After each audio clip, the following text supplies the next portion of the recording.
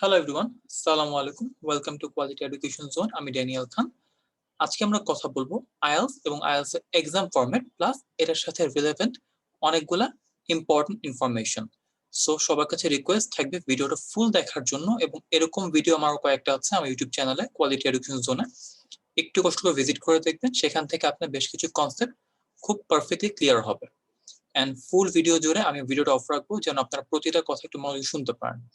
Request না টানা করে ফুল দেখবেন, আর যদি সাপোজ কারো কোনো কোয়ারিজ থাকে বা কোনো কনফিউশন থাকে প্লিজ কমেন্ট করবেন, এন্ড যতটুকু পসিবল ভিডিওটা শেয়ার করবেন আপনার ফ্রেন্ডসের সাথে।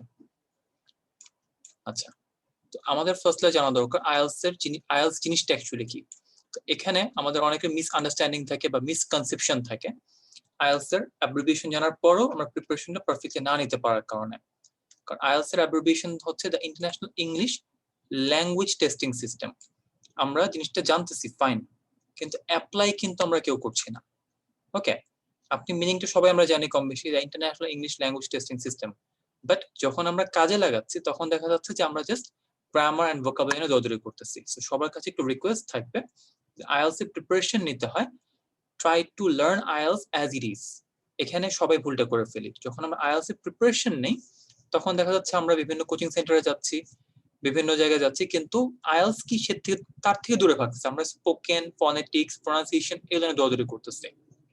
বাট আইএলটিএস এর জন্য এগুলা অত বেশি ইম্পর্টেন্ট না, মাইনর, খুবই মাইনর ইম্পর্টেন্স রাখে তারা। সো এই বিষয়ে তার ডিটেলস জানতে হয়, আমার একটা ভিডিও আছে স্পোকেন অ্যাসেসমেন্ট ক্রাইটেরিয়া, ওখানে অফিসিয়াল সবকিছু লেখা আছে। তো এবার যাচ্ছি ডিটেলস। আইএলটিএস এর আরেকটা ইনফরমেশন হচ্ছে এখানে এক্সাম ফিটা জানা দরকার। এটা ভিডিওটা বানাচ্ছে হচ্ছে 2021-এ। সো এখন পর্যন্ত এক্সাম ফি আছে 17,500 টাকা।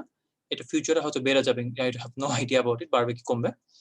আর সার্টিফিকেটের ভ্যালিডিটি সম্বন্ধে অনেকে জানেন না, সেটা হচ্ছে 2 বছর। আইএলটিএস এর এক্সাম দেওয়ার পর 2 বছর আপনি এই সার্টিফিকেটটা ইউজ করতে পারবেন। ওকে, এন্ড এক্সামটা কম বেশি প্রতি সপ্তাহে হবে, এবং দেখা যায় মাসে 4 বারের মতো এক্সাম হয় নরমালটা, যেটাকে পেপার বেসড এক্সাম বলা হয়। There is another exam type which is called computer based. সেক্ষেত্রে আপনার এক্সাম প্রতি মাসে 5 বার হবে, বাই মিস্টেক প্রতি সপ্তাহে 5 বার হবে, এন্ড দিনে 2 বেলা এক্সামটা হবে। তো ইন দ্যাট কেস আপনি রেজাল্টটা অনেক আগে পাবেন। আর পেপার বেসডে আপনি 13 দিন পরে রেজাল্টটা পাবেন। সো আপনার যদি তাড়াহুড়া থাকে you can try with the computer based exam, otherwise আপনি পেপার বেসড দিতে পারেন based on your requirements. And IELTS exam mainly 2 category হয়ে থাকে, academic and general. Academic are for those যারা স্টুডেন্ট ভিসায় বাইরে পড়াশোনা করতে যাবেন তাদের জন্য, আর general for like immigration, PR, migration এই টাইপের পারপাসে তারা জেনারেল ট্রেনিং এক্সামটা দিয়ে থাকেন। এন্ড এই দুইটার মধ্যে আহামরি কোনো তফাৎ নেই, দ্যার লিটল মাইনর ডিফারেন্সেস। এই দুইটা এক্সামের ক্ষেত্রে মেইনলি জাস্ট রিডিংটা একটু ডিফারেন্ট হয় এন্ড রাইটিং টেক্সট ওয়ানটা একটু ডিফারেন্ট হয়। এছাড়াও আইএলটিএস এক্সামে দুইটা বোর্ড আছে, একটা হচ্ছে আইডিপি, একটা হচ্ছে British Council. As you guess all can see আমি আইডিপি রেজিস্টার্ড টিচার একজন। এছাড়াও আছে ব্রিটিশ কাউন্সিল, সেখানেও সেম জিনিস, এখানে কোনো তফাৎ নেই, ডিপেন্ডিং অন রিকোয়ারমেন্ট আপনি দুই জায়গায় এক্সাম দিতে পারেন।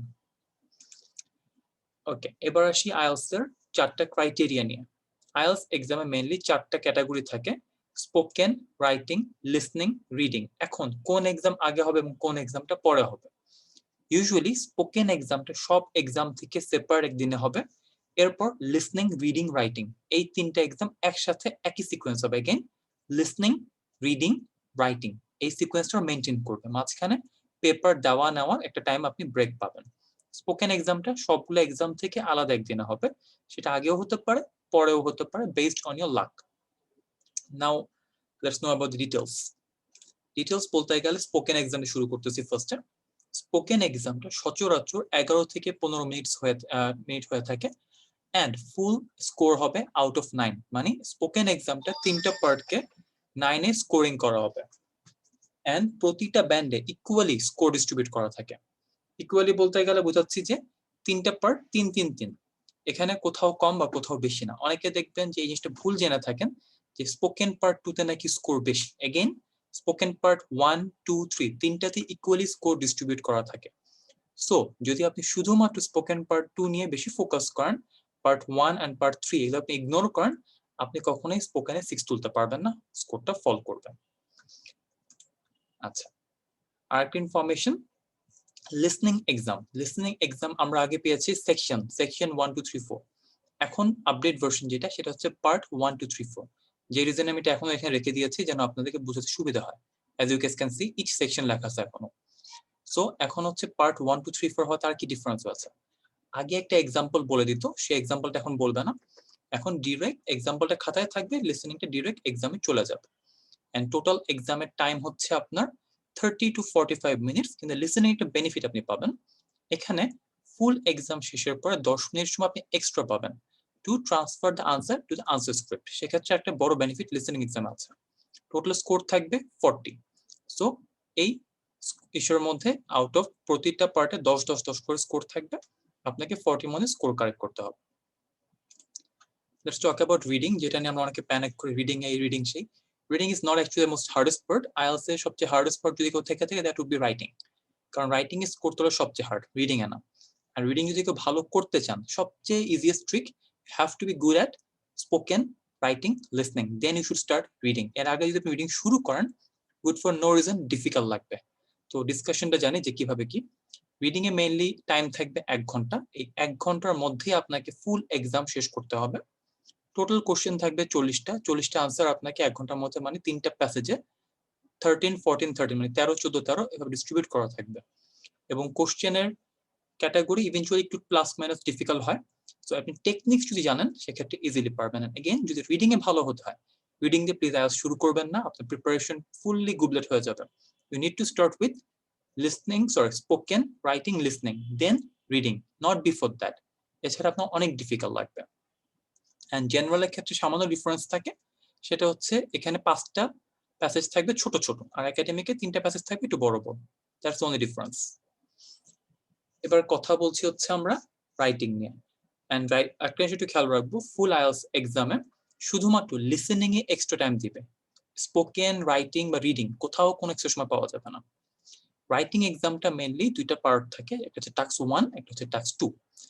এই 2টা পার্টের মধ্যে পার্ট 1 এ থাকবে হচ্ছে আপনার ওয়ার্ড লিমিট 150, পার্ট 2 তে ওয়ার্ড লিমিট থাকবে 250, মানে 150 এন্ড 250। এখানে একটা মিসকনসেপশন কাজ করে অনেকের মধ্যে, অনেকে স্কোরটা হয়তো জানেন না। এখানে টাস্ক 1 এর স্কোর থাকবে 3, আপনাকে আউট অফ 3 তে এখানে স্কোরিং করা হবে।